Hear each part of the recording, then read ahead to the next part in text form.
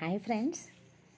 నేను చిన్నప్పుడు చదివేటప్పుడు మా బుక్స్లో, తెలుగు బుక్స్లో అయితే ఇలా వేమన శతక పద్యాలు ఉండేవండి.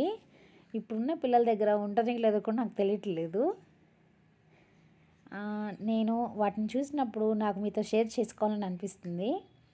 అందుకే ఈ ఛానల్లో కొన్ని పెడదామని అనుకుంటున్నాను.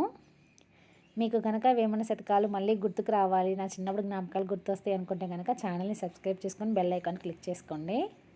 ఇక మొదటి వేమన శతకంలోకి వెళ్ళిపోదామా.